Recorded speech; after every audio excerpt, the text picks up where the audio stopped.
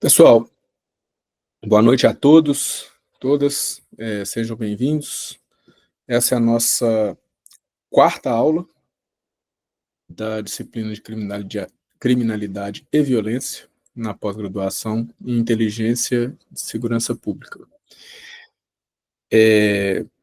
Só os avisos gerais, antes da gente começar a entrar na disciplina, todo o material já foi disponibilizado para os senhores na pasta do curso. O nosso fórum está aberto com uma pergunta. Ele é avaliado, ele tem um valor de 5 pontos no total da nota, e nós ainda estamos com o último questionário dessa semana, da aula de hoje, aberto, recebendo respostas, não se esqueçam. Então, até quinta-feira desta semana, o nosso quarto e último questionário está aberto para aqueles que ainda não responderam ou para quem quiser tentar responder mais uma vez, considerando que são 3 tentativas, e muita gente geralmente gosta de responder uma vez, depois de ter lido os slides, depois tenta mais uma vez, caso não tiver obtido nota total. Ao final da disciplina, no final dessa semana, depois que nós tivermos feito todas as atividades avaliativas, eu vou liberar uma última atividade, que é a autoavaliação. E ela também tem valor de 5 pontos, e vai ser uma oportunidade de cada discente avaliar qual era o conhecimento prévio que ele tinha sobre os assuntos que a gente discutiu e como ele se sente depois, se ele acha que a disciplina ajudou de alguma forma no engrandecimento dele ao longo da jornada, e também apresentar críticas, sugestões para o professor, para a coordenação do curso. Essa atividade vai ser disponibilizada tão logo o quarto questionário se encerre.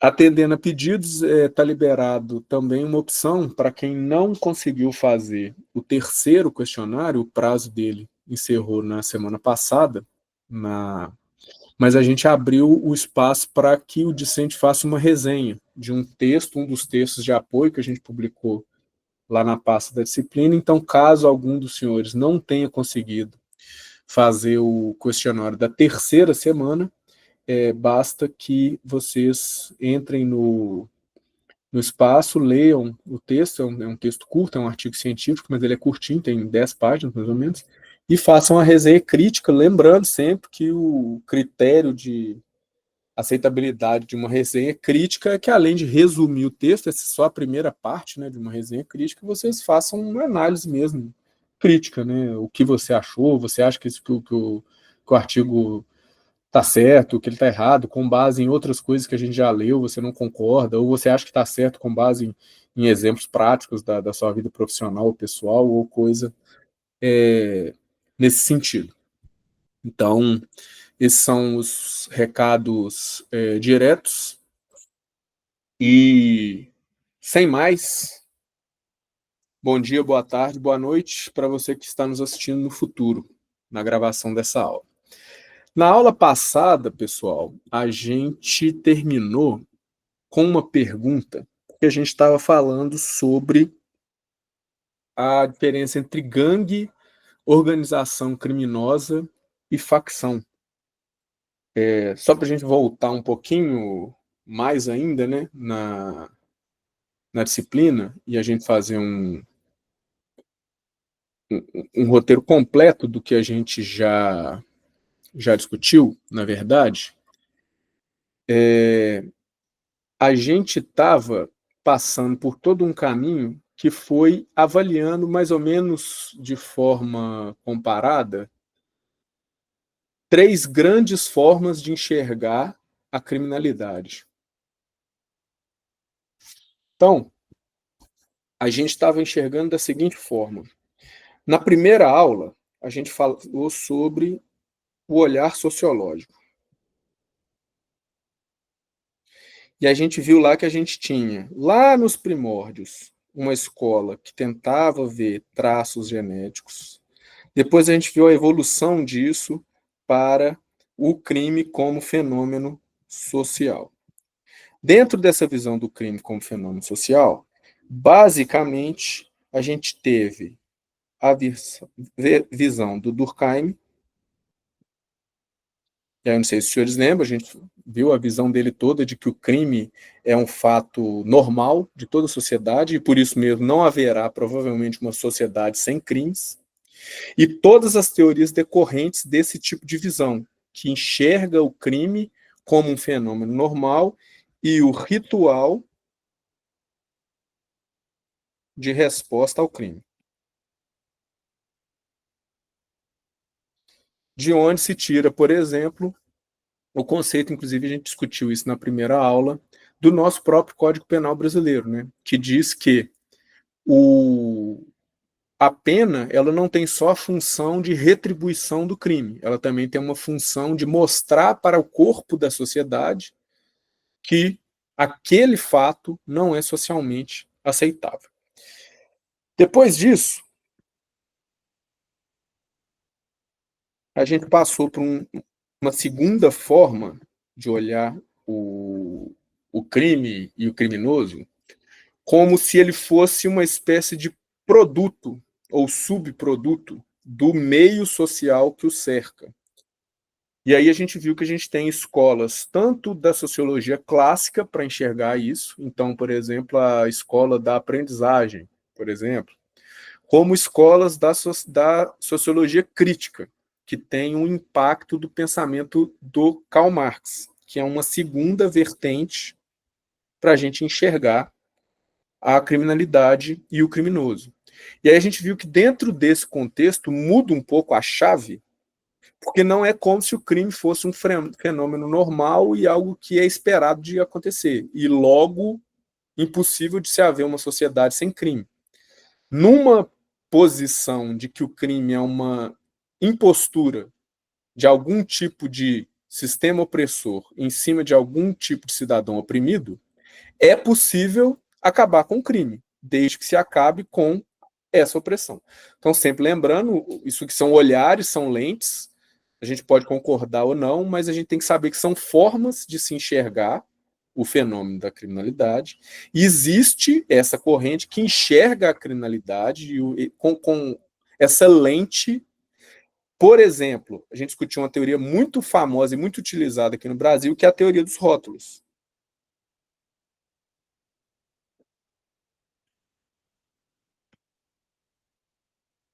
E o que a teoria dos rótulos fala? O crime é algo que alguém falou que é crime.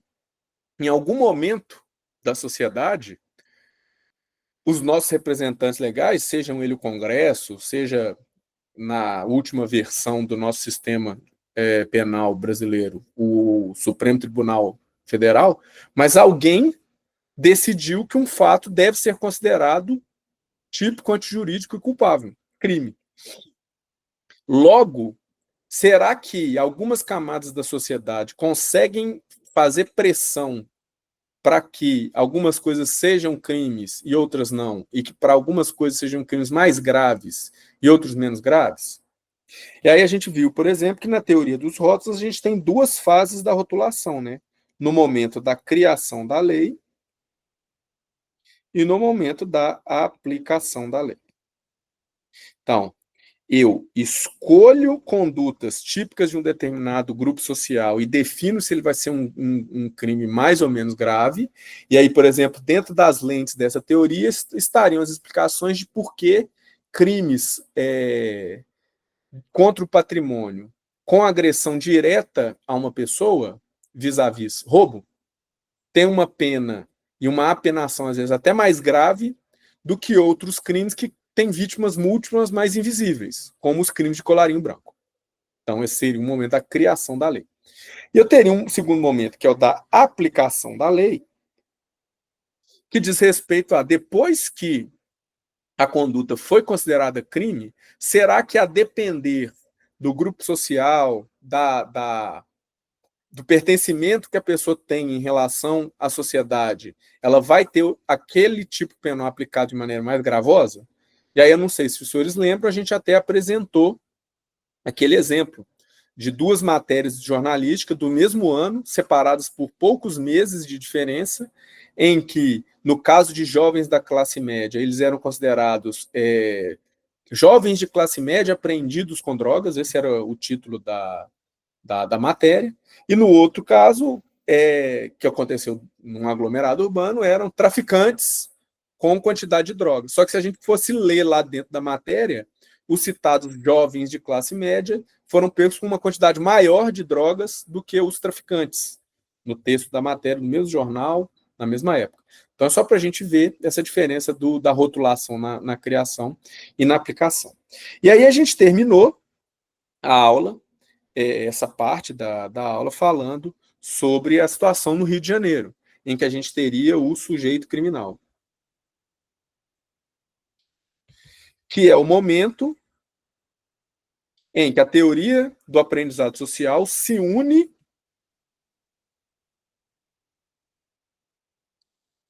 com a teoria dos rótulos, somada a uma auto-identificação, que é o momento em que segundo essa lente, segundo esse teórico, o Mise, aquele jovem passa a se auto-entender como a única situação possível na vida dele ser a delinquência, ser participar do movimento criminal, ser vida louca, para usar a gíria corrente no meio criminal. Superado esse segundo momento, então a gente primeiro falou das teorias muito decorrentes ali do Durkheim, depois a gente falou dessas teorias que veem o meio sociológico, a aprendizagem, o impacto que o meio social em que a pessoa está inserido tem sobre o crime. Nós partimos para a terceira aula, um terceiro momento, em que a gente viu o impacto da ecologia. E aí a ecologia, gente, igual a gente estuda na escola mesmo, igual o nosso filho estuda para fazer o Enem. Ecologia não é o impacto que os seres biológicos têm sobre o meio que eles vivem e o meio sobre os seres biológicos. Aí eu não sei se vocês lembram, a gente deu como exemplo as Ilhas Galápagos, onde o Darwin iniciou lá os seus trabalhos. Se uma ilha vulcânica de basalto tem as pedras muito escuras, os lagartos evoluem para serem mais escuros. E aí os mosquitos evoluem também para serem mais escuros. E aí os lagartos têm que desenvolver visão mais apurada para conseguir diferenciar o mosquito de uma pedra. Então, o ambiente vai influenciando a vida, que vai influenciando o ambiente. Já nas ilhas que são de pedras claras, os lagartos ficaram mais claros. E aí, isso vai um ciclo. A mesma coisa como lá na África, nas savanas, a adaptação que alguns vegetais têm em relação à presença ou não de girafas, e etc. Então, quando a gente fala de ecologia do crime, é exatamente isso. O espaço físico, e aqui aí já não é mais o espaço sociológico, né, o meio, a família, o bairro, a escola, mas o espaço físico, impactando diretamente no crime. Então, a gente entra no campo daquelas teorias que vão dizer que se o espaço físico tem algum impacto sobre o cometimento de crimes, logo eu consigo prevenir o crime atuando também no espaço físico. E aí a gente deságua naquelas teorias que são muito famosas, e a gente discutiu isso na última aula, como, por exemplo, a teoria das janelas quebradas, que foi muito utilizada lá em Nova York, naquele momento do tolerância zero. A gente discutiu isso na aula passada. Então, se eu consigo atuar no espaço físico, eu consigo reduzir as chances de ocorrerem crimes. E aí vem aquele tipo de atividade, por exemplo, se eu melhoro a iluminação de uma praça pública, o criminoso vai se sentir menos confortável de estar naquela praça e de cometer possíveis crimes lá. Outras teorias decorrentes dessa visão do espaço físico vão dizer também sobre o pertencimento. Então, num local que dá um aspecto de mais bem cuidado, de ser mais habitável, as pessoas que utilizam aquele equipamento, aquele bairro, aquela escola, aquela praça, vão sentir mais pertencimento, vão ver uso prático daquilo nas suas vidas. E logo, a chance de haver crimes envolvendo aquele equipamento público, por exemplo, seria menor. Aí um exemplo que a gente tem, que já foi empregado aqui em Belo Horizonte também, ser aquelas oportunidades em que a gente abre as escolas no final de semana para que elas sejam usadas pela comunidade para fins diversos da aula. Então, a gente abre a quadra da escola para fazer uma pelada do bairro lá naquela escola. A gente abre, às vezes, a biblioteca da escola para que as pessoas que estão estudando para um concurso façam um cursinho gratuito ou alguma coisa assim. E com isso a sociedade, aquele grupo, passa a ver uma importância grande para a escola, que deixa de ser simplesmente o local onde as crianças vão de vez em quando para fazer alguma coisa, passa a ser parte da vida comunitária aquela escola. E aí eu vou ter uma chance muito menor de ter um furto dentro daquela escola, os equipamentos, de ter uma pichação no muro, de que o tráfico de drogas se apodere da entrada daquela escola para fazer a venda das suas drogas, e etc. Então, essa foi uma espécie de terceira fase que a gente discutiu sobre então, primeiro, o criminoso como foco, depois o espaço social e as instituições sociais à volta do criminoso como foco, e nesse terceiro momento, o espaço físico mesmo, ao redor do criminoso, como foco. E aí, eu não sei se vocês lembram, a gente, na última metade da aula passada, falou de uma quarta variante, começou a falar disso, que trata o criminoso como um ser racional. Ela meio que analisa tudo que a gente veio discutindo desde a primeira aula, mas ela chega, essas teorias do agente racional, das escolhas racionais, elas enxergam que tudo isso impacta o ser humano, criando incentivos para que ele cometa crimes ou não. Mas que no final existe uma última barreira, que é o próprio indivíduo. E ele decide racionalmente delinquir ou não. Então, por exemplo, quando a gente alia a teoria do espaço físico com essa teoria racional, a gente chega na abordagem das atividades rotineiras, por exemplo, que na Polícia Militar de Minas muita gente chama de triângulo do crime. Porque eu tenho um espaço que talvez tenha ausência da vigilância ou que de alguma forma seja propenso ao cometimento do crime pela falta de um policial ou pela ausência de um cuidado ou alguma coisa assim.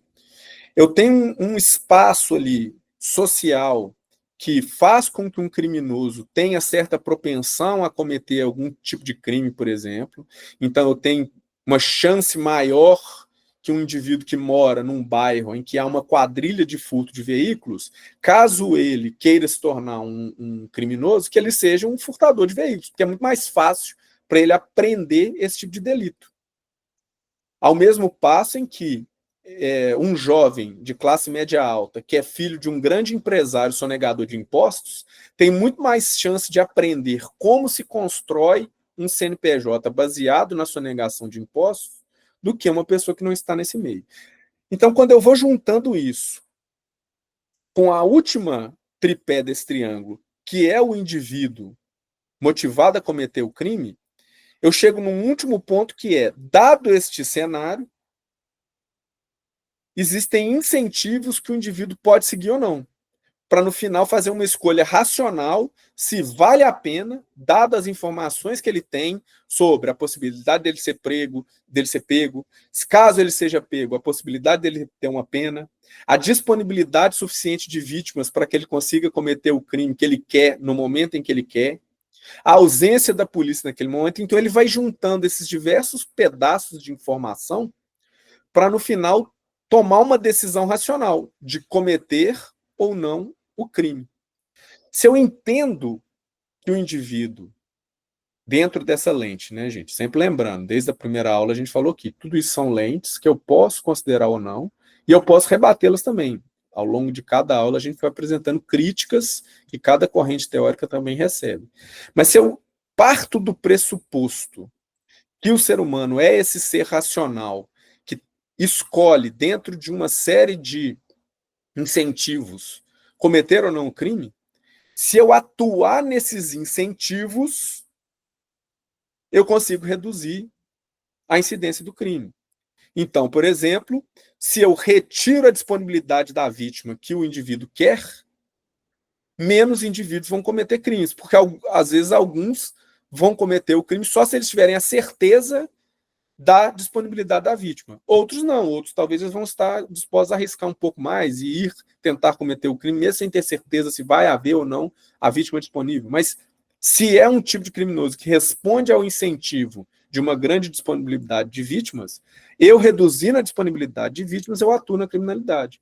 Da mesma forma, se é um criminoso que coloca na balança a chance dele ser pego, preso e processado, e eu aumento as chances dele ser pego, preso e processado, eu aumento o que na criminologia a gente chama de custo do crime, eu vou ter um ambiente em que haverá menos cometimento do crime. Então vejam que, nesse último cenário, eu supero um pouco o peso que o meio, seja o meio físico ou o meio social, tem sobre o indivíduo, para colocar uma responsabilização maior final no próprio indivíduo, que ao fim e ao cabo é quem fez essa escolha racional de cometer crimes.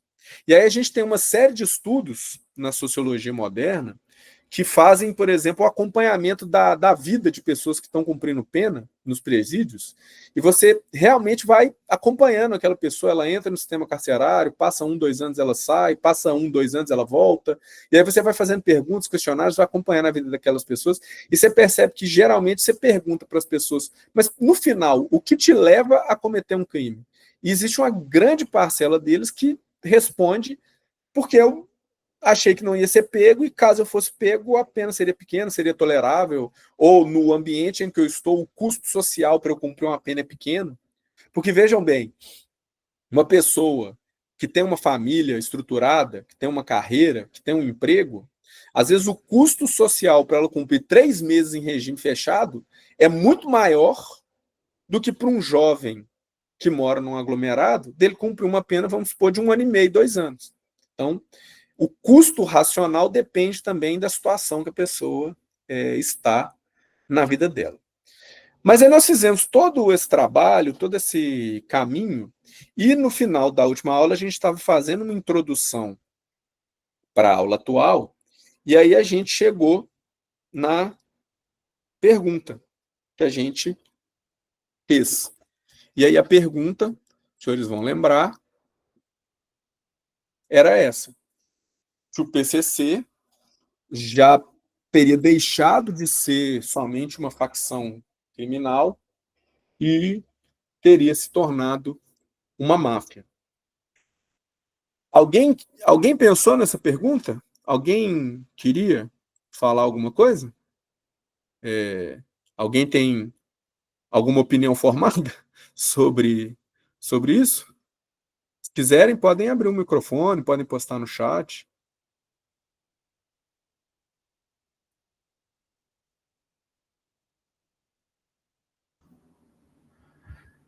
Sou Major, boa noite, Fala, senhor. Fala comigo. Tenente Barros. Fala, Barros. Bem-vindo. Beleza?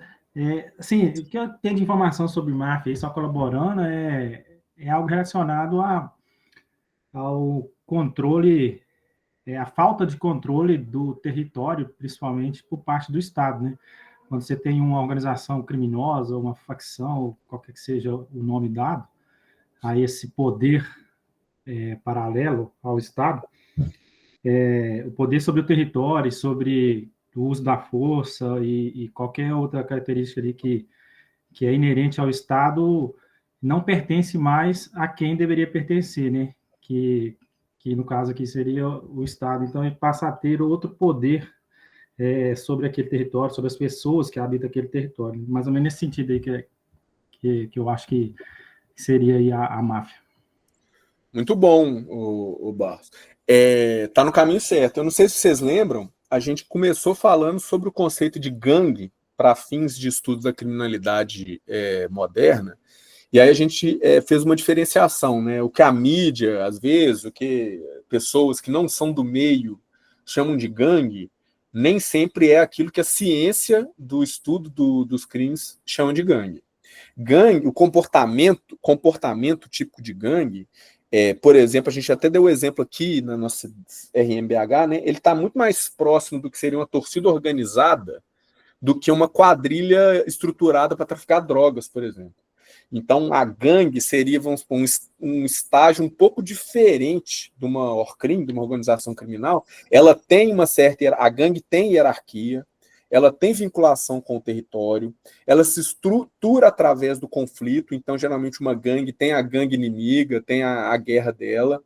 Geralmente, ela é formada por indivíduos jovens e que encontram nesse instituto da gangue um reconhecimento, um autorreconhecimento e um pertencimento muito grande. Mas ela não é voltada para o cometimento específico de crimes. Ela é mais estruturada no próprio convívio e no combate. Então, a gente deu o exemplo aqui de uma torcida organizada grande da RMBH. Esse seria o comportamento que a ciência que estuda o crime chama de gangue. Quando a gente fala de quadrilha, a gente até fez a diferença, não sei se vocês vão lembrar na aula, que o crime de quadrilha ou bando foi extinto, mas a gente ainda usa a palavra no léxico corrente, né, como quadrilha. Mas o termo atual no Brasil, o termo técnico, e agora que nós somos especialistas em segurança pública, né, todos os senhores, a gente tem que usar os termos técnicos. Então, o termo quadrilha ou bando foi extinto em 2013, e agora a gente usa os termos associação criminosa e, por decorrência, organização criminosa, as ORCRIMs. E essas são uniões de 3 ou mais pessoas com o fim específico de cometer crimes. Já o que a gente chama de facção no Brasil, aí esse é um termo bem brasileiro mesmo, né, do nosso estudo, e a gente tem até os termos decorrentes, né, que é o faccionado, que é o indivíduo geralmente dentro ou pós ter passado pelo sistema prisional, que pertence a uma dessas facções. E aí a facção, ela se liga muito a esse conceito de organização criminosa. E aí a gente até citou, né, a aula aqui não é uma aula de direito, e a pós aqui de forma alguma é uma pós jurídica, mas a gente sempre se apoia, né, quando a gente está falando de crime, no conceito penal, né? E aí a gente, não sei se vocês lembram se a gente falou, né, a ORCRIM, ela é uma associação de 4 ou mais pessoas, estruturalmente ordenada, ou seja, ela tem uma hierarquia e uma divisão de tarefas muito clara, mesmo que não esteja escrito em lugar nenhum essa hierarquia. Abre parênteses, as grandes facções como o PCC e Comando Vermelho, Terceiro Comando Puro, Amigos dos Amigos, elas possuem manifestos onde elas declaram essas estruturas, fecha parênteses, mas pode ser que a estrutura seja informal, e eles têm sempre o objetivo de viver, de praticar crimes. E é por isso que eu disse que isso é um pouco diferente do comportamento de gangue. Eu tenho muitos membros das torcidas organizadas que têm uma vida totalmente distinta do pertencimento à gangue no emprego. Mas quando ele está ali junto com a gangue, ele vira o demônio. Acabou o comportamento de gangue, no dia seguinte ele está lá usando roupa de botão, trabalhando no escritório dele. Então, por isso que eu disse que é um pouco diferente. Mas quando eu falo de facção, as pessoas que pertencem à facção, a ORCRIM, elas passam a viver de cometer crimes. O objetivo principal da vida dela é cometer o crime. E aí a gente tem, especificamente no Brasil, essas organizações criminosas muito grandes, muito complexas, com milhares de membros, que, em sua grande maioria, hoje em dia, isso deixou de ser um pouco verdade. A gente pode citar, por exemplo, o exemplo do Terceiro Comando Puro, lá do Complexo de Israel, que não é uma facção que surgiu especificamente dentro do sistema prisional. Mas a grande maioria das facções surgiu dentro do sistema prisional, inicialmente, inclusive, como instrumentos de defesa dos direitos dos presos. Então, se a gente lê lá o primeiro manifesto de criação do PCC, a gente vai ver lá eles falando que eles eram contra a opressão dentro do sistema carcerário. Então, é isso que a gente no Brasil chama de facção. A grande questão é que, especificamente o PCC, e aí a gente pode até começar a discutir, depois, tá na moda, né, depois da operação da semana passada, a grandeza que o Comando Vermelho atingiu naqueles complexos lá do Rio de Janeiro, mas o Comando Vermelho tem uma lógica de domínio territorial um pouco diferente, mas o melhor exemplo ainda é o PCC. A grande questão é que o PCC, como facção, passou a atuar quase que como uma empresa, né, Barros? Então, assim, ele assumiu a distribuição de drogas na América Latina de ponta a ponta. Desde o plantio, que não se dá no Brasil, diga-se de passagem, o Brasil não tem um pé de coca, salvo uma minúscula produção que a gente tem em locais muito confinados, mas devido às nossas condições de posicionamento na distância com o trópico e a nossa altitude média, a gente não produz cocaína. A gente também, na grande maioria, não produz fuzis, né? Diga-se de passagem, mas o PCC assumiu essa produção, assumiu a distribuição, principalmente por duas rotas. A gente tem uma rota cabocla que passa ali pelo interior do Mato Grosso do Sul, vem ali pela divisa pela tríplice divisa ali de Goiás, São Paulo, Minas, e atravessa para chegar ou no Porto de Santos ou para subir ali na 116 e ir para o Nordeste, para depois ser traficada para a África, de onde ela é distribuída por terra, ou para a África Branca Norte, ali, de onde ela vai para a Europa, ou para a África do Sul, de onde ela segue para a Nova Zelândia. E uma outra rota que passa por dentro da Amazônia ali, basicamente hídrica, e deságua ali próximo da foz do Amazonas, próximo das Guianas ali, onde inclusive a Petrobras está começando a explorar ali o petróleo. Eles usam inclusive submarinos descartáveis para fazer essa distribuição, é fantástico quando a gente pega para estudar. E o PCC, ele, inclusive, hoje em dia, ele aceita, por exemplo, armas em troca de drogas, né? Quando ele negocia, por exemplo, na África, com alguns grupos guerrilheiros muçulmanos, ele aceita carregamento de fuzil em troca de cocaína, por exemplo. Então, mas o PCC, ele também, além de ter assumido a produção de ponta a ponta, ele tem umas outras características que igualam ele ao que a gente está propondo aqui, essa reflexão de uma máfia, né? Então, por exemplo, quando eu tenho ali notícias de que o PCC está bancando a faculdade de Direito e o cursinho para que pessoas façam concursos na magistratura e no Ministério Público para delegado da polícia. Quando eu tenho a infiltração de vereadores, isso é comprovado, a infiltração de vereadores e de deputados estaduais, e não é comprovado, mas existem suspeitas de deputados federais, que tem a campanha eleitoral patrocinada pelo PCC. Então, esse entranhamento em outras atividades, até lícitas, aí a gente pega o exemplo dessa Operação Carbono Oculto, quando o PCC passa a pegar uma atividade que antes era secundária, simplesmente de lavagem de dinheiro através de postos de combustível. Por quê? Porque o posto de combustível é a típica indústria de comércio que mexe com dinheiro trocado, né? Passa lá o Uber, dá uma nota de R$50, pede para encher o combustível. Coincidentemente, um pino de cocaína, R$50, R$100. Então, eles usavam muito essa atividade para lavagem de dinheiro, só que aí o PCC, atuando como uma empresa, atuando como uma máfia, cria verdadeiras redes e assume uma parte ali, cria, vamos supor assim, uma subsidiária do PCC que passa a se dedicar a comprar navio-tanque, a comprar distribuidora de combustível e viver de adulterar combustível e vender combustível adulterado. Então, é esse tipo de proposta que a gente fez na aula passada sobre será que o PCC, se a gente não existe um ordenamento jurídico que caracteriza alguma coisa como máfia, né? Mas será que já não seria um pensamento mafioso, esse pensamento do PCC? E aí eu tenho mais uma provocação para vocês, que não está no programa da disciplina, mas está muito quente, eu preciso perguntar. E terrorismo? Alguém aí acha que o PCC e o Comando Vermelho têm que ser caracterizados como organizações terroristas? Me digam aí.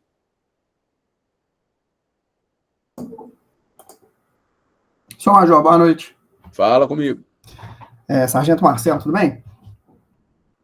Então, a gente, inclusive, essa semana na minha companhia, a gente estava discutindo sobre essa questão mesmo, porque, por exemplo, caso essas facções fossem denominadas como terroristas, né, apesar de, por exemplo, no Rio de Janeiro, elas terem o domínio territorial e já ter formado um Estado paralelo, só que eu acho que acaba esbarrando numa outra questão. Porque, por exemplo, talvez algumas outras chamadas, vamos dizer assim, vou dar o nome aqui de instituições, tá? Poderiam ser caracterizadas também como facções terroristas. Eu vou dar um exemplo, o MST, por exemplo, porque o MST, a partir do momento que, se você falar que pessoas dominam territórios e fazem adentramento nesses territórios de maneira violenta, eles também poderiam ser caracterizados como grupos terroristas. E pelo capital político que isso poderia representar, eu acho que eles não deixam chegar a esse ponto. Aí eu digo que é mais uma questão política do que propriamente... É um capital político que eles querem... Por isso que eles não querem colocar isso como grupo terrorista. Essa é a visão que eu tenho. Você conhece a lei antiterrorismo brasileira? Não cheguei a mim. Tem uma lei, quem tiver curioso pode procurar aí, gente, é a Lei 13.260. Fun fact, né? Fato curioso. Quando essa lei estava sendo discutida no Congresso Nacional Brasileiro, foram os partidos ligados mais a essa causa mais social, de centro, esquerda e de esquerda no nosso espectro específico brasileiro.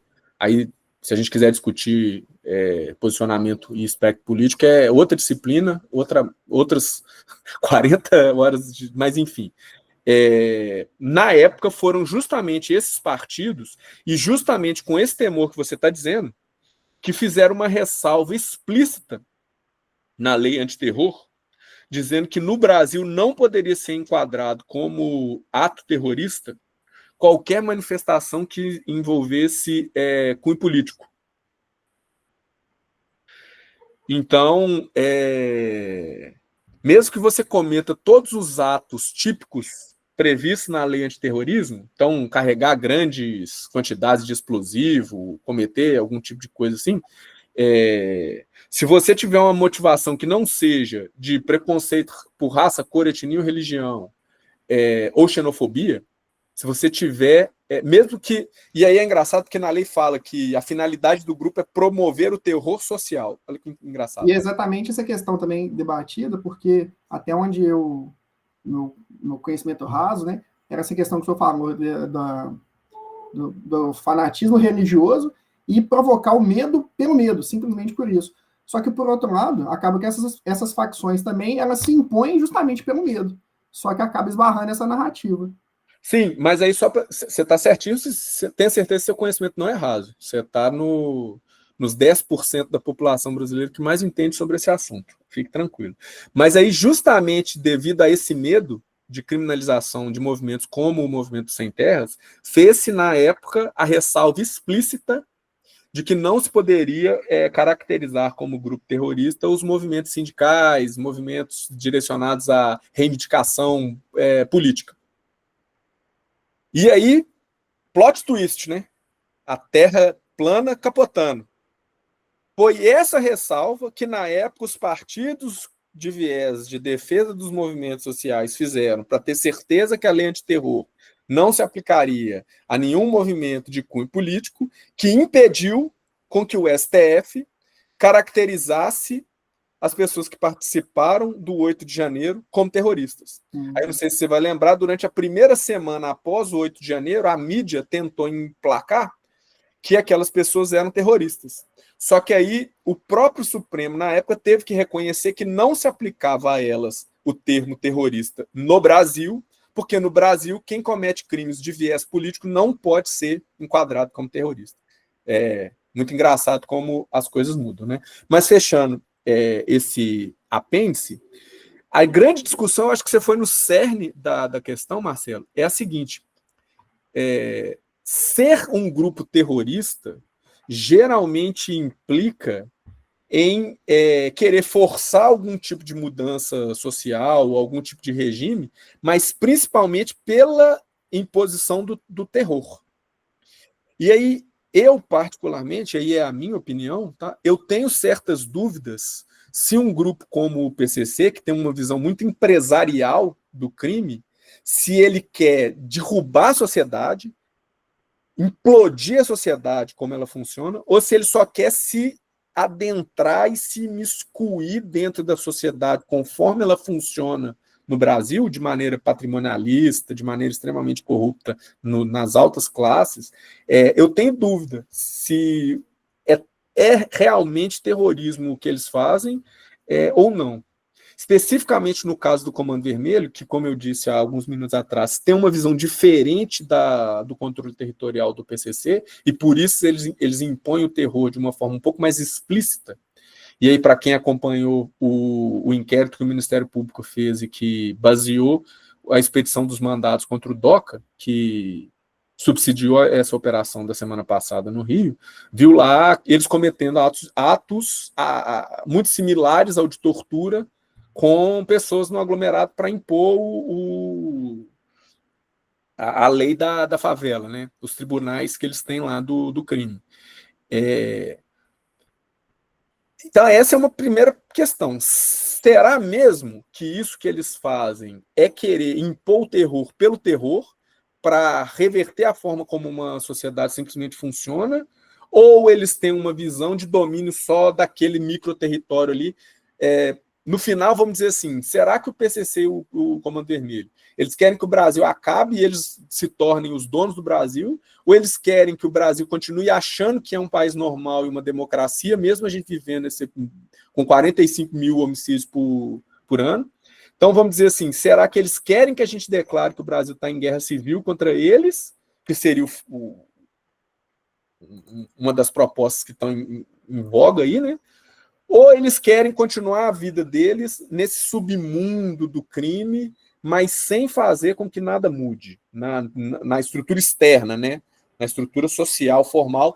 Aí, para usar a palavra que você usou, que tem muito a ver com o Durkheim, né? Das instituições. A gente tem essa impressão de que as instituições estão postas, de que o Congresso funciona, de que a escola ensina, de que a polícia prende, mas por trás tem todo um submundo, e às vezes para a gente que é daqui de Minas, Oxalá, é até um pouco difícil de entender, porque lá no Rio de Janeiro, gente, é elevada a 30 a situação lá. Então, assim, aí por isso que eu disse, eu tenho um pouco de dúvidas se realmente isso já seria um ato terrorista ou se a gente realmente precisaria enxergar que a gente está em guerra civil lá no Rio de Janeiro, que não é mais uma situação de conflito armado, de perda de soberania de território, mas não necessariamente por terrorismo. Né? Isso aí é uma coisa não preclui a outra. Não é porque o PCC acabou com a soberania do Estado e dominou uma fatia grande do território que ele é terrorista. Isso não implica que lá no Rio, por exemplo, a gente já não esteja numa situação de perda de soberania, de governança criminal tão profunda que talvez a gente tivesse que, não é nem GLO, decretar dentro das regras de engajamento da ONU que o Brasil tem um grupo que a gente está em guerra civil contra ele. Ô, Brandão, saudade de você, cara. Ô, seu Major, digo mesmo aí. Sumiu, sempre bom estar com pessoas competentes do nosso lado, né? E agradeço muito o senhor aí pela aula aí. E dentro do que o Marcelo acabou de falar, é interessante o que o senhor colocou, né? Toda hora que a gente pensa em terrorismo, a gente pensa na catástrofe, né? Na sociedade virando e todo mundo temeroso, preso dentro das suas casas, né? A lei não vai tratar disso, né? A lei vai tratar da questão ideológica, né? Religiosa, né? Étnica, essa situação toda. E a coisa que dentro do que o senhor acabou de falar aí, e a gente percebe aí, né? Como diz a atuação do PCC, do Comando Vermelho, que alguns aglomerados, né, algumas comunidades aí que tem tudo, a gente está percebendo até em Minas Gerais mesmo a diminuição dos conflitos, né? A gente pouco confronto com a instituição, com a polícia militar, poucas pessoas armadas no aglomerado, sabe? Mas a gente sabe que a sociedade está refém, né? Não é aquele terror de mídia, mas é um terror velado com as coisas, né?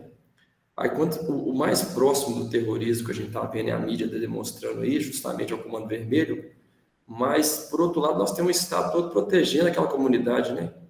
a polícia está proibida de entrar no local, o Estado está proibido de entrar no local, né? Já que é a única instituição que tem coragem, em tese, e de subir o morro, vamos dizer assim, né? Para tomar o território. Então, assim, minha visão, né? O próprio Estado, né? Não estou falando do Rio de Janeiro, vamos dizer assim, e Estado em termos de instituições, né? Organizadas assim, né? STF e tudo, ele contribui para esse terror, né? E aí a mídia fala, né? Joga a questão do terrorismo, tem uma mobilização social agora, de partidos de direita agora, para a gente tentar colocar essas organizações dentro da lei de terrorismo, né? Mudar aí a norma, vamos dizer assim, mas a gente encontra esse pé na porta, né? Bem chulo aí, da questão governamental de instituições aí que não quer deixar isso acontecer, né? Então, assim, essa questão do Rio de Janeiro, a gente percebe que está repercutindo bastante. Nós já temos mobilizações, principalmente da área da direita, aí, né, para a gente buscar mecanismo aí de fortalecimento dessa sociedade e tudo, mas se eu penso no PCC, talvez, que está mais silencioso, mas com fim empresarial, por exemplo, a gente vai ter dificuldade. Vai ter dificuldade justamente porque é velada as coisas, né? Não dá mídia, né? Os territórios, se for pensar no GDO aí, está com os índices cada vez mais baixos, né? Em termos estatísticos, nós estamos reduzindo, mas a gente sabe que tem uma sociedade aí que está temerosa e está acuada aí, né?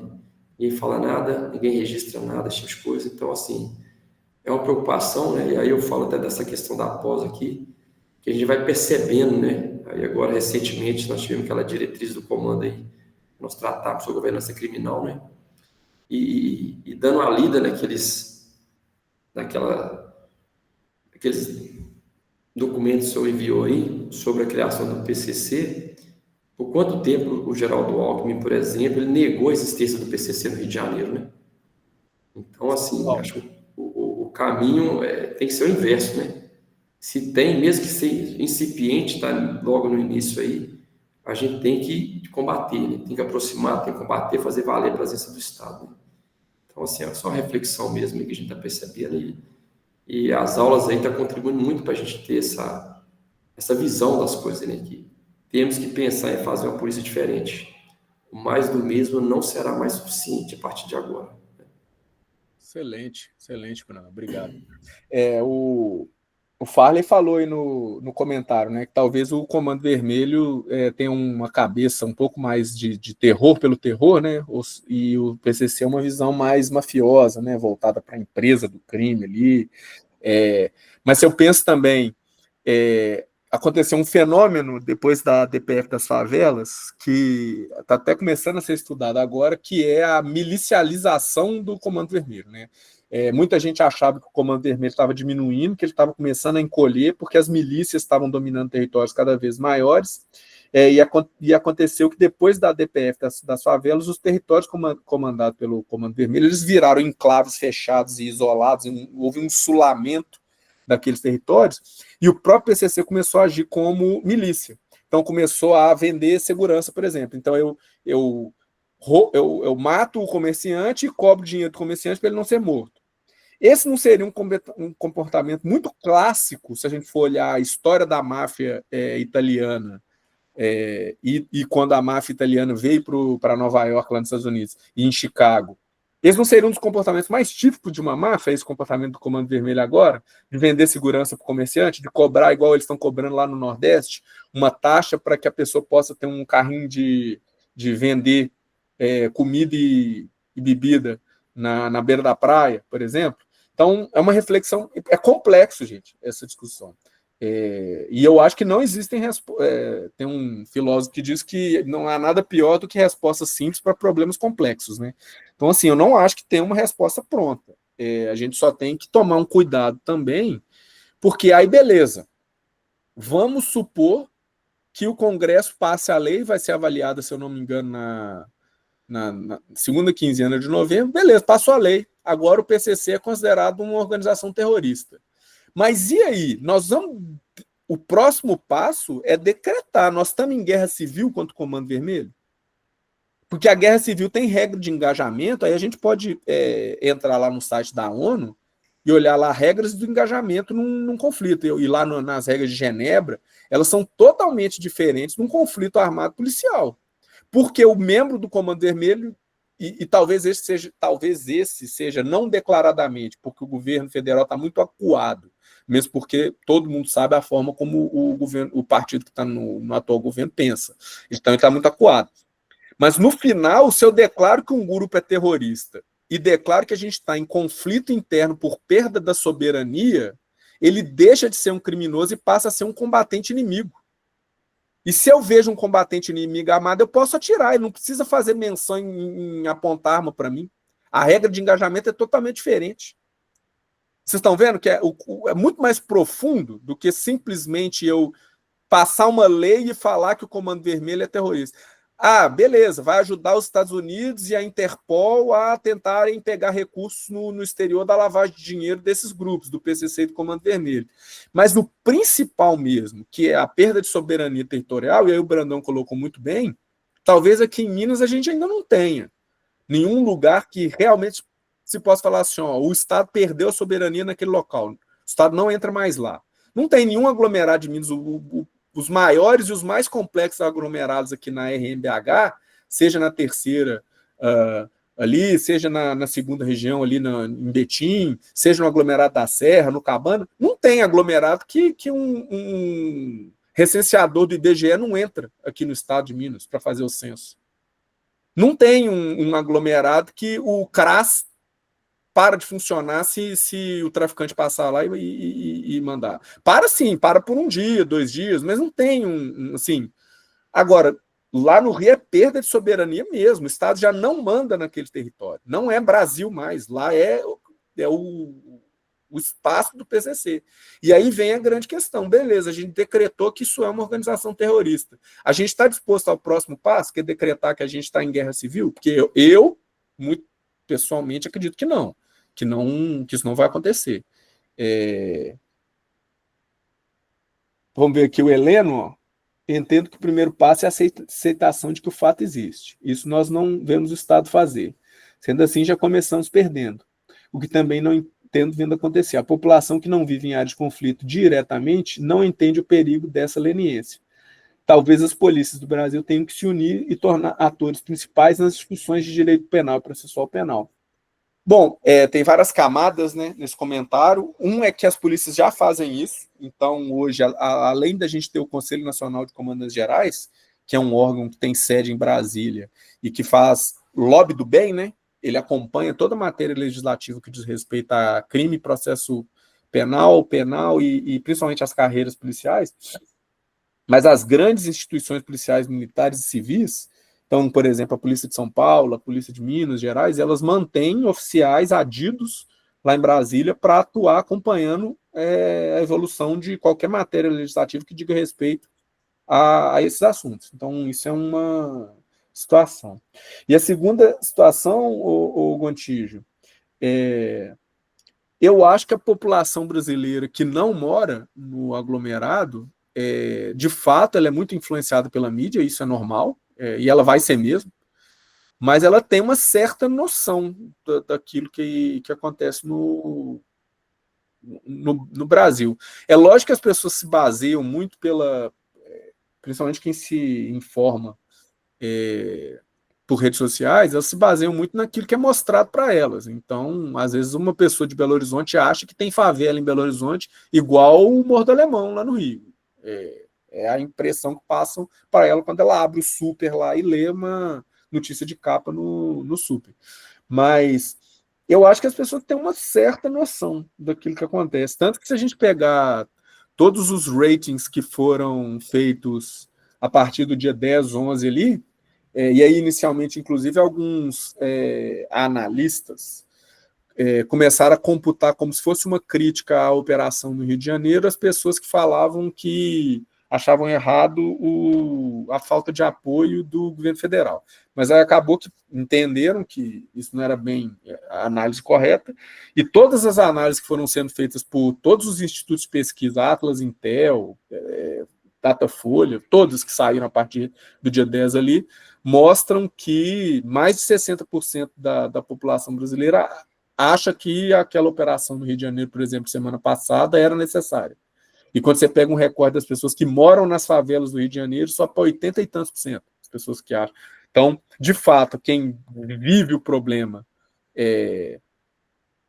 tem um entendimento diferente, mas eu acredito que quem está aqui no asfalto também vê. Lógico que para qualquer pessoa que não está imerso naquele ambiente, a violência é uma possibilidade, vamos dizer assim, né? Então, isso é um exercício até interessante, né? Tá para sair uma pesquisa que a Sejusp comprou sobre medo do crime em Minas Gerais. E, de maneira geral, o mineiro e o Belo Horizontino em especial, ele não tem medo de morrer, de ser assassinado, de ter uma bala perdida, de ser vítima de latrocínio. Ele tem muito medo de ser roubado, né? De ser furtado, de cair em golpe, de estelionato. É uma percepção que a gente começa a ter. Então, assim, a violência para essa pessoa que mora no asfalto, ela é uma possibilidade. Eu acho que eu tenho uma chance, por exemplo, se minha filha estiver voltando da faculdade à noite, de estar esperando o Uber ou de estar no ponto de ônibus, passar uma moto e levar o celular dela. Agora, para essa pessoa que mora no aglomerado, a violência não é uma possibilidade, ela é uma realidade. Ela abre a porta da casa dela todo dia e tem um camarada lá vendendo droga. Ou, como o Brandão disse, a gente já não está vendo muito ponta de beco mais armado em alguns aglomerados. Isso talvez seja um indício de pacificação, né, de dominação total do território, mas as pessoas estão imersas na violência, essas que vivem na favela. Né? Mas eu não sei se a classe média não entende o que está acontecendo no Brasil. Senhor Major. Diga. E até, complementando isso, até que o seu Tenente Brandão, né? Tenente Brandão. Isso que o seu Tenente também falou, é até engraçado, porque, assim como o senhor disse que as facções, elas não têm intenção de derrubar o Estado, né? Elas querem viver no Estado, não são terroristas, mas pode ser que usem técnicas terroristas para implantar sua filosofia. E, por exemplo, até beira, para mim, o cômico, né? De juntar duas facções, soltarem uma carta propondo a paz, porque justamente se tiver paz, se não tiver o cara na porta do beco armado, não tem guerra, todo mundo ganha, entre aspas. O lucro para eles é muito maior sem o conflito do que propriamente ficar demonstrando poder de maneira gratuita, entre aspas. Eles não estão mais a minha visão é essa, né? Eles não estão mais nessa vibe, entre aspas, de ficar demonstrando poder só para ficar demonstrando poder, ficar pagando de bandido, entre aspas, né? Tem uma corrente de memes que fala que você consegue explicar a sociedade brasileira só usando frases daquele filme Tropa de Elite, né? Mas para a gente voltar no criminoso racional, isso aí que você falou é o seguinte: o traficante, o membro da organização criminosa ali, ele não é bobo. Ele percebe, por exemplo, que existe uma pressão muito grande em cima das forças de segurança e logo as forças de segurança atuam muito em locais que tem grande quantidade de homicídio. Aí uma hora ele para e fala assim: será que se eu continuar cometendo meus crimes, mas não ficar aparecendo corpo sem cabeça na favela, vou ser menos incomodado? E aí ele dá o famoso salve, né? E para a matação, para a guerra. E aí o cara fala: olha só, rapaz, a Rotan e a GEPAR ficam subindo menos no morro quando tem pouco homicídio. Tá aí. Vamos tentar viver uma vida de homicídio. Se tiver homicídio, a gente coloca o cara dentro de um carro e dissolve ele lá na lagoa da Petrobras, lá em Ibirité. E aí, por isso que a gente está tendo em Minas, por exemplo, um aumento da quantidade de corpos encontrados em área rural. Isso até virou alvo da GDO, para quem acompanha aí o sistema da GDO esse ano deve ter visto que a gente teve um plano de segurança por parte do Comando Geral, que tornou como meta, além da redução do homicídio, a redução da proporção de homicídios que os corpos são encontrados em zona rural, por exemplo. Mas voltando no criminoso racional, né? A facção, a organização criminosa, ela percebe, se eu me torno alvo das forças de segurança, quando tem muito homicídio, eu vou tentar praticar os meus crimes sem demonstrar tanto a minha violência explícita, né? Aquilo que o Brandão falou. Você passa lá com a viatura nas biqueiras, tá uma paz de Cristo lá dentro. Não tem um fogueteiro, não tem um gritando galo, não tem mais nada, a paz. Então, assim, só utilizando essa lente do criminoso racional, né, é uma resposta aos incentivos que as forças de segurança dão. E aí, só para fechar a brincadeira que eu disse, é porque tem uma frase lá no Tropa de Elite que o capitão fala, né? O baiano pode ser maluco, mas ele não é burro. Então, assim, o criminoso ele pode ter até uma propensão sociopata, mas ele é racional. Ele sabe o que é melhor para ele ali na atividade criminosa dele. Bom, pessoal, aí, para a gente fechar aqui, né? O primeiro comando da capital começa lá com o Fernandinho Beiramar, né? E a gente tem essa história que eu já passei para vocês no começo das armas, de que o Fernandinho Beiramar confessou isso, né? Que o PCC já estava aceitando fuzil em troca de cocaína para se armar e depois para dominar a produção da cocaína na América do Sul.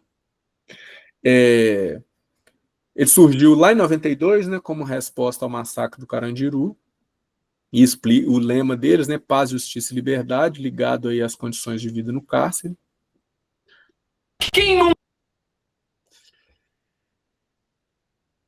Então, lá na casa de custódia de Taubaté, surge o PCC, composto por essas pessoas aí, né, especialmente o Misa, que foi um dos primeiros chefes do PCC. Aí tem as rotas, né, de tráfico, aquelas que eu falei, né, a rota Cabocla e a rota pela Amazônia. O Marcola, né, que foi considerado uma pessoa moderada dentro do... Se é que a gente pode ter uma pessoa que manda arrancar cabeças moderada, né? Enfim, é o que dizem que deu a visão mais empresarial para o PCC, né? E aí a gente vê diversas notícias aí, né, dando conta, né? Então, prejuízo bilionário aos traficantes do PCC em operação que surpreendeu frota de navios na rota transatlântica com 10 toneladas de cocaína. Gente, quanto custa 1 quilo de cocaína de pasta base, sem desdobrar, tá? 10 toneladas. O negócio é tão lucrativo que eles já encontraram aí narcos submarinos. Esses submarinos são descartáveis. Eles atravessam ali da Amazônia, ali da foz do Amazonas até os locais ali no Caribe e afunda o submarino. O negócio é tão lucrativo que tem notícia de o camarada decolar avião ali de Fortaleza, esses teco-teco, encher de tanque reserva lá dentro e droga, vai voando até quase acabar o combustível e cai igual Lamia lá na costa da África e deixa o avião no deserto. Custo de você comprar um outro avião para fazer isso de novo vale a pena, de tão lucrativo que é o negócio da cocaína. Né? Então, o que é um cartel? Né? A gente falou que é uma facção, o que é uma gangue, o que é uma máfia, e aí a gente tem algumas pessoas que comparam, às vezes, o PCC a um cartel, mas o que é um cartel? O cartel também é um termo técnico, assim como facção. Né? Então, o conceito de cartel criminoso geralmente se liga a grandes grupos organizados em torno do tráfico de entorpecentes, especificamente do tráfico de entorpecentes, que assumem o negócio desde sua fabricação até a distribuição.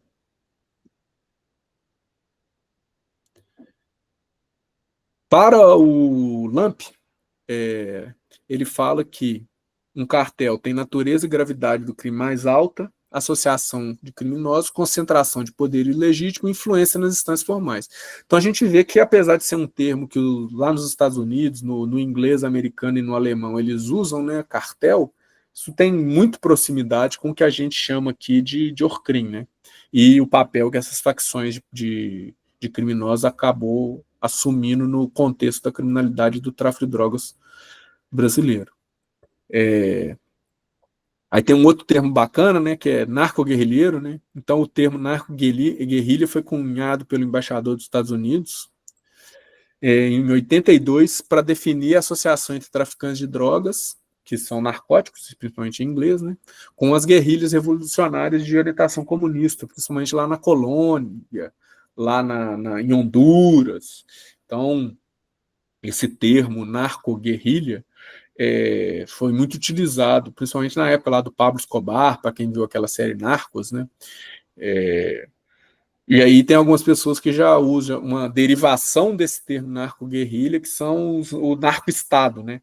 Que seria quando um país inteiro passa a meio que ter como principal ativo e de financiamento da sua existência a produção e a venda de drogas, de entorpecentes.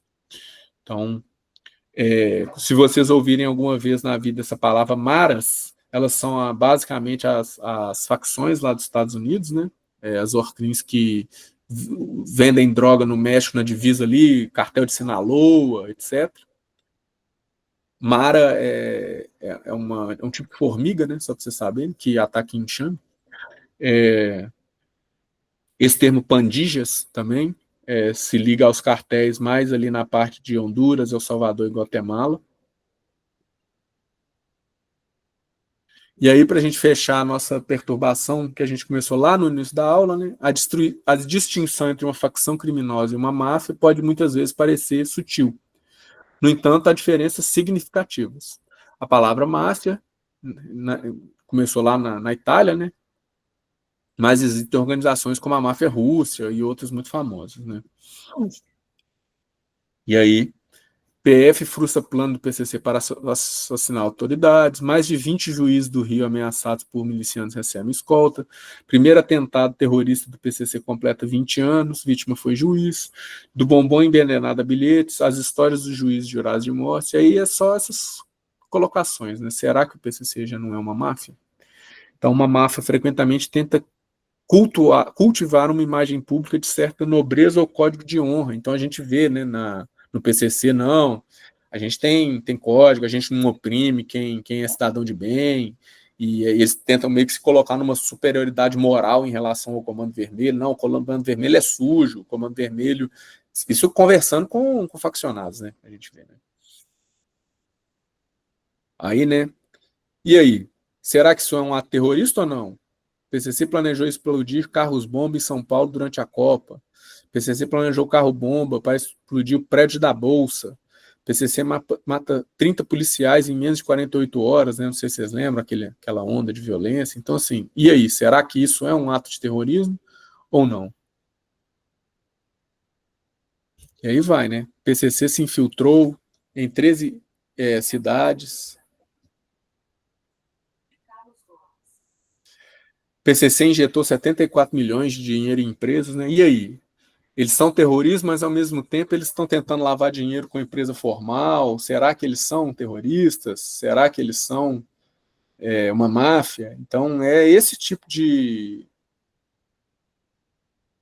preocupação e de incitar vocês a pensar mesmo, né?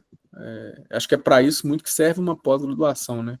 Pra gente me lembro que era uma sexta-feira. Nos problemas que estão ao nosso redor, né? E aí, gente, já caminhando para a segunda metade da aula, para a gente não passar do horário, do nosso combinado, né? Forças de segurança em locais dominados, né? Aí os tribunais do crime, né? É proibido fumar maconha na rua, em frente a crianças, né? Isso é uma faixa lá na comunidade no Rio, né? Então, existe um consenso de que um Estado só é Estado se ele tiver soberania, né? Então, a gente construiu ao longo do século XX, dessa primeira um quarto do século XXI, como eu havia dito para vocês, uma diferença entre como eu trato organizações criminosas, ou seja, que não afetam a minha soberania, de organizações que afetam a minha soberania. E aí a grande decisão que o Brasil vai ter que ter não é nem se o Comando Vermelho ou o PCC são organizações terroristas. A grande discussão é, eles afetam a soberania que o Brasil tem sobre partes do território brasileiro? Então, essa tomada de poder ou alta contaminação do Estado pela criminalidade pode ocorrer a partir de 4 estágios interligados. O primeiro estágio é o controle e exploração de fatias de setores produtivos relevantes da economia. O segundo é a consolidação dessas posições econômicas com fortalecimento financeiro robusto o suficiente para a participação do sistema eleitoral. Vamos vendo aí se isso já não está acontecendo, né, gente? O terceiro seria a formação de bancadas próprias em câmaras municipais assembleias no Congresso que promoveriam tanto a defesa dos interesses como o travamento e bloqueio de projetos de legítimo anseio da sociedade no que tange principalmente ao aperfeiçoamento do combate à criminalidade. E o quarto e último estágio seria a sedimentação dessas bancadas e a ascensão desses indivíduos, prepostos do crime, a posições de comando nos poderes executivos. Então, nesse exercício de pior cenário possível de perda da soberania, teríamos um caso de captura total do Estado, no termo em inglês. E seria, então, a criminalidade organizada com viés de violência tomando o controle ou a gente se tornando um narco-estado, talvez. Esse é o pior cenário possível do que pode acontecer no Brasil. Então, isso pode parecer até fantasioso. Ah, não, tem gente que não acredita, né? Que tem deputado estadual patrocinado pelo Comando Vermelho e pelo PCC, mas tem, tá, gente? E o caso da Marielle teve uma reviravolta danada que no final tinha um conselheiro de Tribunal de Contas como mandante do crime. Olha só, como que o crime está entrujado nas altas esferas do poder lá no Rio de Janeiro, né? Então, mais um para a gente terminar aí, né? No Brasil, grande parte das políticas públicas para a segurança são baseadas na formação do criminoso. Por que alguém se torna delinquente? Então, foi isso que a gente discutiu muito nas 3 primeiras aulas, né? O que leva alguém a cometer crime? A gente ainda falou, tem uma corrente que fala o contrário. Não, o que leva alguém a não cometer crime, né? O esperado mesmo é a pessoa não seguir as regras sociais. Mas sempre você foca no porquê a pessoa delinque. Só que com isso, no Brasil, a gente acabou criando um sistema que a gente acha que, como o criminoso é uma vítima da circunstância, a gente tem que proteger ele de si mesmo. Então, se eu protejo ele dele mesmo, que é a ressocialização, né, eu levo ele a ficar longe do crime. Só que a grande crítica que algumas pessoas na criminologia moderna, no Brasil e na América Latina como um todo fazem, é que nessa lógica a própria vítima fica em segundo plano, né? Então, o potencial beneficiário principal de uma ressocialização é o próprio reeducando, é o próprio preso. E só secundariamente, se tudo der certo e eu conseguir fazer com que essa pessoa não cometa crime de novo, eu vou beneficiar o membro da sociedade. E aí a gente tem uma fala, não sei se vocês chegaram a ouvir, do próprio ministro do Supremo, ele ainda não tinha sido o presidente do Supremo, mas essa fala é bem bacana. Mais recentemente tem se agravado o problema, que é o problema da segurança pública e da violência. E eu acho que nós precisamos incluir essa preocupação na agenda, inclusive na agenda progressista. O pensamento progressista sempre negligenciou, em alguma medida, a questão da segurança pública, atribuindo-a tão somente à pobreza e à desigualdade, o que é um fato, mas pobre também precisa de segurança pública e nós nos atrasamos. Então, só um questionamento, né? Se até o próprio ministro Barroso parece que chegou a uma iluminação espiritual aí, quando ele coloca essa crítica que ele faz ao pensamento vigente em algumas partes da sociedade, né? Por outro lado, existe uma lente teórica aí para a gente voltar no nosso conceito de lentes, né? Que a gente sempre falou aqui, que se chama criminologia comportamental, ou seja, elas se baseiam na estrutura de resposta legal ao crime e na estrutura regulatória econômica do país que gera incentivos para pessoas já dispostas a cometer o crime e atuar. Então, a criminologia comportamental, entendendo o ser humano como um ser racional, vê ele como um verdadeiro empreendedor, né? Então, assim, qual tipo de estrutura eu tenho num Estado? Vamos pegar, por exemplo, o Brasil. Qual é a estrutura de processo penal, de judiciário, de audiência de custódia, que leva o criminoso a achar que existe uma resposta leniente ao crime? E, em segundo lugar, o quão fácil é, devido à regulação econômica no país, para eu lavar dinheiro, para eu tirar dinheiro do país, para eu comprar um criptoativo e para eu tornar o dinheiro ilícito lícito, reentrar com ele dentro da estrutura econômica, mas agora de forma legalizada, né? Então, em escala, esses indivíduos tendem a formar tantas organizações criminosas que a gente falou, como redes criminais amplas que facilitam atividades de desses grupos criminais. Estava no livro Empreendedorismo Criminal da Albanese, é um livro muito bom, recomendo para todos que quiserem, é uma boa leitura aí, esse livro, tá? Bom, e aí lá no livro, né, então ele coloca aí, né, essa expressão, mas não temam, porque hoje em dia o ChatGPT nos ajuda, né, então a gente tem aqui uma tradução em tempo real. Parece que uma definição de crime organizado, baseada num censo de escritores ao longo das últimas 3 décadas, seria a seguinte: empreendimento criminal de caráter contínuo que racionalmente busca o lucro na exploração de atividades ilícitas.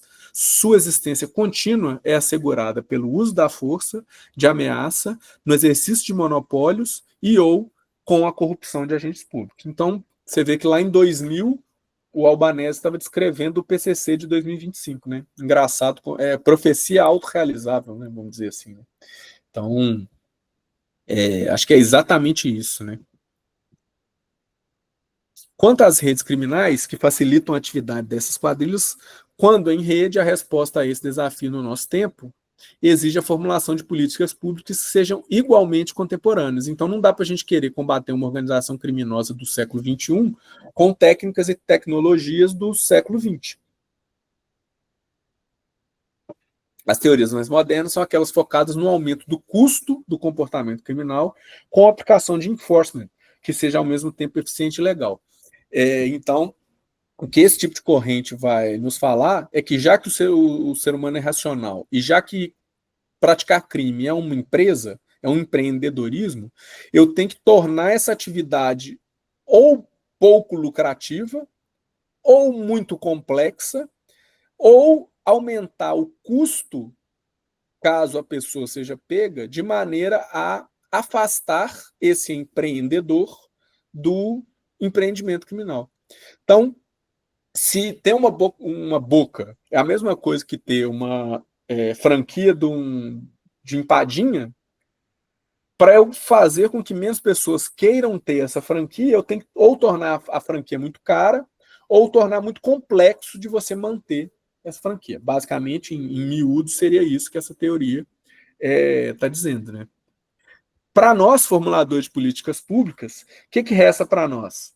Aprender a priorizar mercados ilícitos mais violentos e mais rentáveis. Então, não adianta eu ficar perdendo muito tempo com mercados ilícitos, já que o crime é um mercado, se ele não for um mercado muito violento, como o tráfico de drogas, ou muito rentável, como, por exemplo, a gente viu aí a questão dos combustíveis adulterados. Para tanto, necessário se faz identificar nichos de produtos e redes nacionais ou transnacionais, ao mesmo tempo em que se busca o desenvolvimento da capacidade de focar ambientes onde as orquídeas atuam. Entender a arquitetura ambiental. Olha só como é que essa teoria moderna, né, e é por isso que essa é a nossa última aula, ela vai pensando um pouco de cada teoria, né? Teoria da arquitetura ambiental, né? Como o ambiente influencia no crime, teoria do criminoso racional, né? Lá do Max Weber, né? O ser humano é fruto de suas escolhas. Contexto situacional, né? A gente vai lá nas escolas um pouco mais críticas, mais marxistas, mas sempre gerando incentivos e desincentivos ao crime. Ou seja, entender o crime como um mercado leva à necessidade de controlar ou regulamentar esse mercado, tornar esse mercado um mercado mais difícil de atuar. A principal referência dessa abordagem, então, é uma teoria econômica mesmo do crime. O crime é um negócio. E se o crime é um negócio, eu tenho que aumentar os custos para quem quer entrar nesse mercado. Se eu tenho um mercado muito pouco competitivo, um mercado com custo de entrada muito alto, eu vou ter menos pessoas, menos empresas querendo empreender nesse mercado. Então, vamos dar um exemplo daqui do Brasil. Aviação. Como o Brasil é um dos mercados mais regulados e menos competitivos do mundo para você ter uma empresa de aviação, no final só sobraram basicamente 2 empresas de aviação nacional. E o Brasil vem convivendo com 2 empresas desde que ele é Brasil. Então tinha lá a VASP, a Varig, aí a Vasp quebrou, ficou a Varig e a TAM, aí a Varig fechou e surgiu a Gol, aí tentaram fazer a Azul, mas a Azul está aí aos trancos e barrancos tentando ser comprado pela Gol, e no final a TAM ia quebrar, mas se juntou com a LAN chilena e formou a Latam e virou um potentado na América do Sul e Central, e a gente continua tendo só 2 empresas. Mas, enfim, é só um exemplo de que quando eu tenho um mercado que é muito regulamentado e tem uma entrada de novos players difícil, eu vou tendo menos pessoas que se arriscam a comprar os riscos de participar desse mercado. E é isso que as pessoas, como o Leandro Piquet, como o Peri Chiquida, falam quando eles estão dizendo para você combater o crime hoje, no século XXI, você tem que tratar o crime como se ele fosse um mercado. E aí, o foco no comportamento criminal substitui o foco na formação psíquica ou social do criminoso, né? Com exceção na América Latina. A América Latina é talvez o último lugar que a gente até hoje a gente já está discutindo essas teorias da década de 70, como teoria do rotulamento, teoria do sujeito criminal, e ainda não está tratando o crime como empresa. E aí, só para a gente fazer o reconhecimento, né, notem que se de vez em quando a gente precisa enxugar gelo, porque senão o balde transborda, só para fazer uma alusão ao que aconteceu na semana passada, por outro lado, também é verdade que operações que visam arrecadar os meios econômicos e o produto financeiro do crime também tem um impacto na cadeia criminal, né? Então, entender a diferenciação entre comportamento e formação é determinante, porque as políticas de segurança pública precisam ser estruturadas para impedir que as condições objetivas que desencadeiam a ação criminosa se formem e incentivem atos criminosos. Então, o criminoso precisa se sentir seguro o bastante para agir e vitimizar uma pessoa. Então, se eu faço ele se sentir inseguro, aumentando o que a gente chama de custo do crime, eu vou ter naturalmente uma redução do cometimento de crimes por parte dessas pessoas.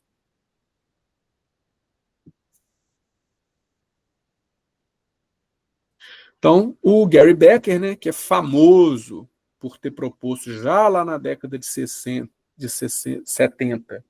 que o criminoso é um ser racional e que age exatamente igual a qualquer pessoa atuando sob as regras do mercado econômico. O Gary Becker tem o trabalho seminal de ter proposto isso. A atividade criminal, ela tem dois momentos, a dissuasão e a incapacitação. Dissuadir é evitar que a pessoa propensa ao crime cometa o crime. Como que eu faço a dissuasão? Aumentando o custo do crime, tendo uma chance de que a pessoa que cometeu o crime vai ser pega maior, tendo uma dificuldade muito grande de lavar dinheiro e reentrar com esse dinheiro na economia formal. Então, isso tudo são fatores dissuasivos, fatores que fazem com que esse ser humano racional, que age de acordo com as regras de mercado, decida ou não cometer crime. E eu tenho um segundo momento, que é o da incapacitação. Dado que a pessoa não foi dissuadida, se ela cometer o crime e for pega, eu tenho que incapacitá-la. E aí o termo incapacitação nesse contexto significa dificultar o contato dela com o mundo externo e dificultar o proveito dela, enquanto ela está no sistema, dos lucros auferidos com o crime. Então é tornar a vida da pessoa que foi presa e condenada ruim. Então é, por exemplo, o regime diferenciado disciplinar, o RDD. O RDD é muito inspirado nesse conceito de incapacitação. Que às vezes a gente vê filme americano, aquele preso que está no regime diferenciado lá dos Estados Unidos, mas que a gente vê na série, vê no filme, que ele não pode nem trocar papéis com o advogado, né? Com um domo de vidro ali entre ele e o advogado, para não passar bilhete, por exemplo. Então, isso que é incapacitação do indivíduo. Então, aí a dissuasão produzida pelo risco de ser preso e a incapacitação resumida como fazer o criminoso cumprir integralmente a pena.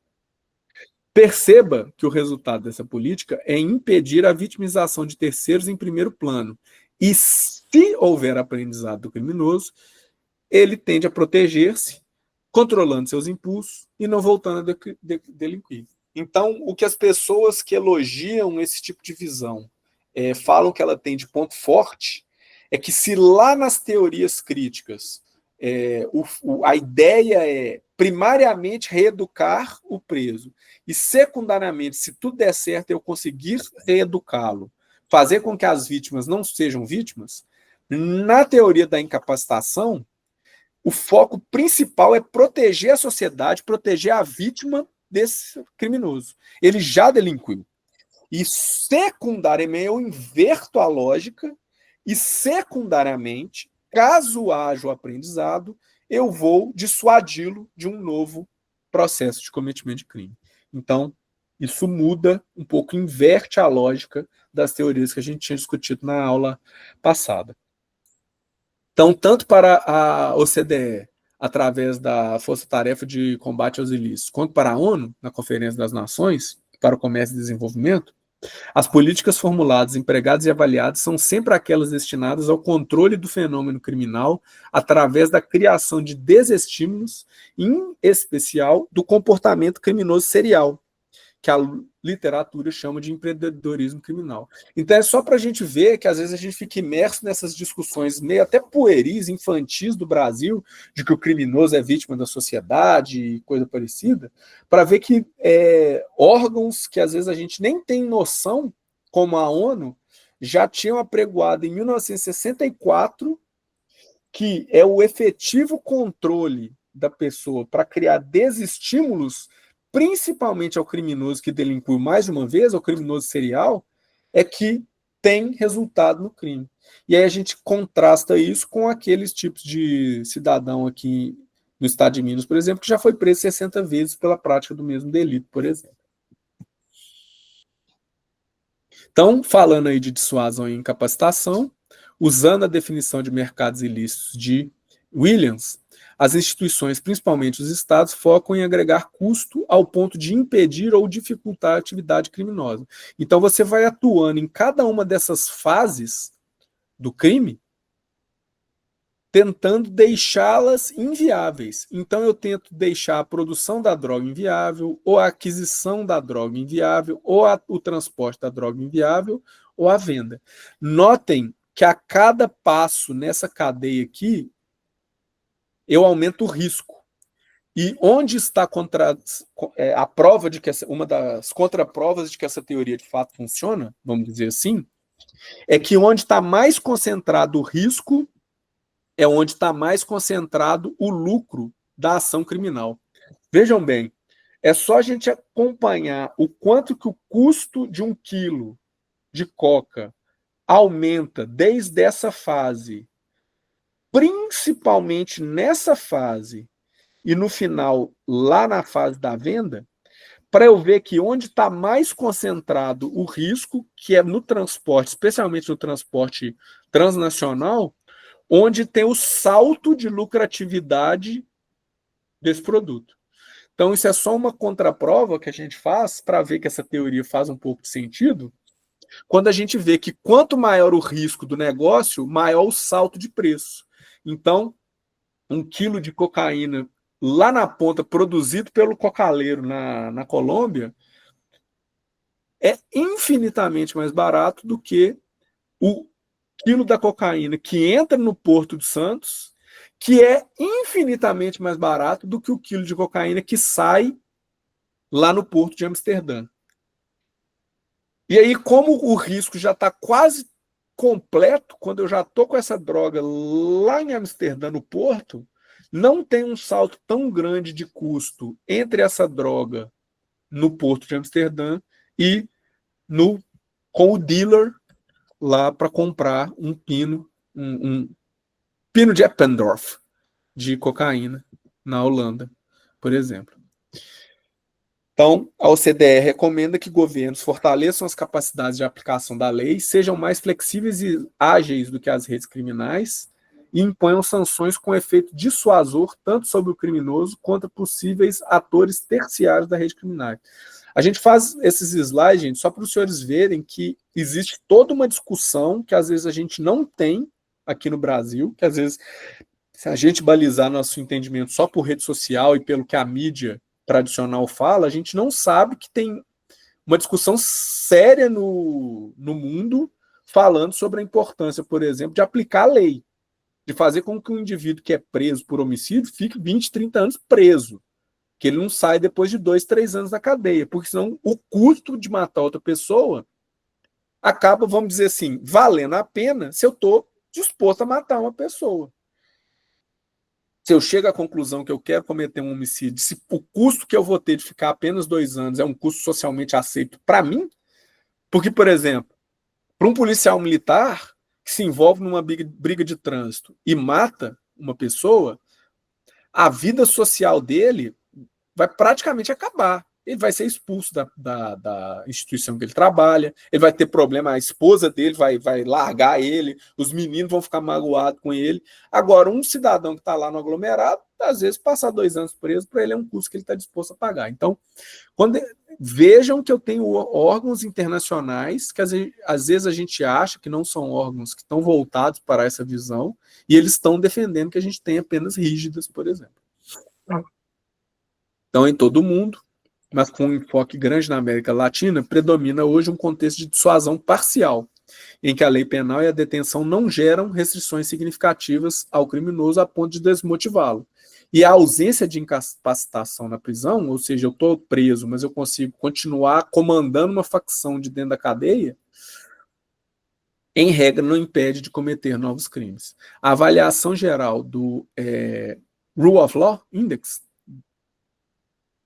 coloca o Brasil e os demais países da América Latina dentro dos 10% piores desempenhos na proteção de pessoas. Então, a gente tem que entender se isso não é um produto da forma como a gente historicamente viu os problemas de segurança. Então, pode-se dizer atualmente que o Brasil não possui apenas um problema de segurança, a questão envolve a violência armada. O país possui, então, um problema difuso, sistêmico e complexo. Embora abrigue apenas 8% da população mundial, a América Latina produz 30% das vítimas de homicídio por ano. Então, a gente não tem nenhum conflito, diferente da África, diferente do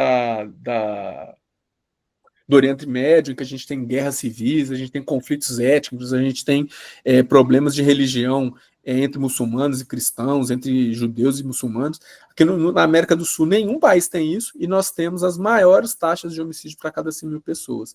E aí a gente tem que se perguntar, né, será que não é essa forma cepalina de ver a violência como fruto da dificuldade capitalista uma das causas de, na América Latina, a gente ter chegado nesse ponto, de ter 8% da população e concentrar 30% dos homicídios? Aí a gente tem uma proposta, né, de artigo científico, o que funciona e o que não funciona para reduzir homicídios no Brasil. E aí a gente tem formas de manifestação da criminalidade propostas, né, insurgência local, busca em hegemonia local, luta pelo Estado paralelo, luta contra o Estado e implosão do Estado. E aí a gente só tem que tentar identificar que talvez o PCC e o Comando Vermelho lutem para manter um Estado paralelo. De vez em quando eles têm uma luta contra o Estado, como esses momentos em que o PCC dá um salve e manda matar agentes do Estado oficial. Mas aí a grande pergunta, e é isso que a gente passou a primeira metade da aula toda discutida, é isso. Será que o PCC e o Comando Vermelho querem a implosão do Estado? Será que a gente já tem formas alternativas de governança dentro desses enclaves do PCC que demonstram a incapacidade completa do Estado de funcionar lá dentro? Então essas são as perguntas que a gente tem que se fazer. E aí a gente tem esse termo que a gente vê muito correntemente, né, insurgência criminal, né? O que é insurgência criminal? A gente vê isso no jornal, vê isso nos artigos científicos. É um fenômeno contemporâneo caracterizado pelo uso da violência armada para controlar atividades ilícitas. As motivações táticas e estratégias, ou seja, a gente vê que na insurgência criminal a gente já tem um pensamento de médio e longo prazo, trazem implicações para a governança de uma cidade, estado ou nação. E aí a proposta é que somente uma ação integrada com troca de informações, de métodos, um pensamento tático, não só de integração no nível de pessoas, mas no nível de instituições, é que consegue combater problemas tão complexos e crimes que atuam em rede. Aí a gente apresenta no finalzinho lá uma espécie de conglomerado de conceitos chaves para os senhores que agora são especialistas em segurança pública poderem se comunicar e ter discussões saudáveis nos grupos de família, nos grupos de condomínio e nas mesas de bar sobre a situação atual da criminalidade no Brasil.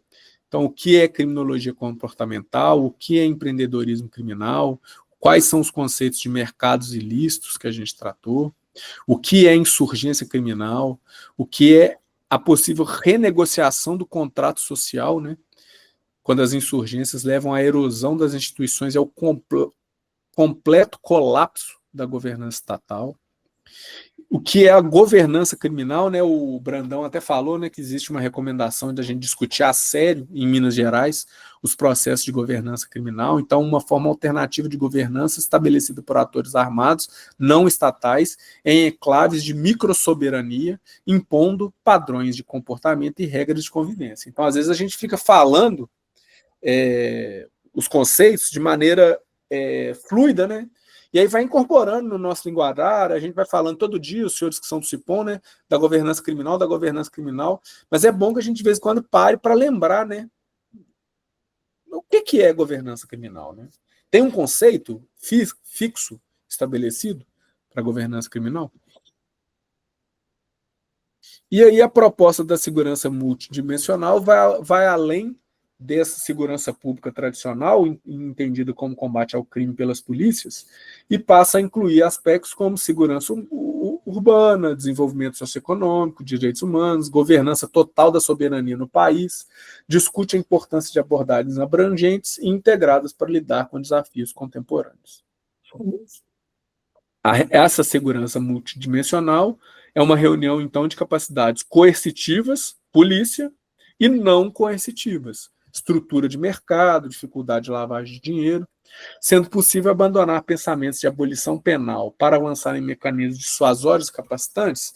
Então, aí a gente tem uma última pergunta, né, que é essa, né? Será que nesse Brasilzão que a gente vive, com politólogos e policiólogos discutindo abolição penal, né, discutindo que no Brasil não devia ter restrição de liberdade para criminoso. Será que a gente consegue avançar para deixar de ser a única região do mundo que discute isso, em vez de discutir mecanismos dissuasórios e incapacitantes? Ou seja, se uma pessoa mata o próprio pai, mata a própria filha, será que ela merece uma segunda chance na vida? Ou zerou o joguinho, game over, e não tem segunda chance nesse caso. Então, são perguntas, né, que a gente tem que se fazer, né? Então, seria possível abandonar esse modelo de distinção entre defesa nacional e defesa interna? Ou seja, a gente está disposto no Brasil a decretar que a gente está em guerra civil contra o PCC? Seria na ordem constitucional atual legal a implantação de uma GLO sem decretação concomitante de intervenção federal? Então é uma outra pergunta. Acabaram de decretar uma GLO lá no Pará. Não tem nem uma semana haviam dito que somente poderia haver decretação de GLO se o Estado decretasse a total e completa falência do seu sistema estadual de segurança pública. E aí agora, uma semana depois, decretaram uma GLO no Pará. Só que será que, se a gente lê a Constituição brasileira, é possível eu colocar a tropa das Forças Armadas e decretar que, a partir de agora, a segurança pública vai ser executada pelas tropas de soberania nacional, pelo Exército, sem decretar uma intervenção federal? É possível atender esse pedido que o advogado-geral da União, o Bessias, falou, de que ele só pode fazer uma GLO no Rio de Janeiro se o governador do Rio decretar que a segurança pública do Rio faliu. Mas eu posso ainda assim mandar a GLO para lá sem fazer uma intervenção federal, de acordo com o que está previsto na Constituição, que aí é decretar um interventor para o Estado? E aí tem outra pergunta: será que eu posso ter um interventor só na pasta de segurança pública, sem intervir nas outras áreas? Que não está escrito em lugar nenhum que eu possa fazer isso na Constituição. Então, constituinte freestyle, né? Os usos seletivos de mecanismos como Força Nacional de Segurança Pública e efetivos em GLO podem contaminar politicamente o combate ao crime organizado? Então, são perguntas que eu não tenho resposta para elas, eu tenho muito mais perguntas do que respostas nessa aula que a gente teve. E com isso, meus caros e minhas caras, damos por encerrada a nossa disciplina. A gente tentou, ao longo dessas 4 aulas, passar para vocês um grande resumo das correntes que analisam a criminologia no mundo e no Brasil. A gente tentou ordenar de forma não cronológica e sequencial, mas agrupadas como grandes correntes, né? Mas também a gente tentou, apesar de não ter sido uma ordem sequencial cronológica, a gente tentou abarcar tanto os pensamentos clássicos como os pensamentos das décadas do século XX e do começo desse século, como os pensamentos mais atuais e essas discussões últimas que estamos tendo em tempo real, enquanto os problemas de segurança pública estão acontecendo no Brasil. Eu peço desculpas se em algum momento eu não consegui sanar as dúvidas ou se não foi claro o suficiente. Agradeço a atenção de todos os senhores nessas nossas aulas e me coloco à disposição. A gente está encerrando os nossos encontros síncronos, mas a gente está disponível pelo WhatsApp, está disponível pelo e-mail, se precisarem chamar no particular, fiquem à vontade, não tem problema nenhum, não me incomodo de atender os senhores, no horário de serviço, no horário de folga, se quiserem ligar, se quiserem mandar mensagem, se quiserem mandar PA, estamos sempre à disposição dos senhores para aquilo que eu puder ajudar. Tá joia? Pessoal, beleza. Agradeço a atenção de todos aí. E, no mais, uma boa noite a todos. Agradeço a atenção de vocês e estou à disposição.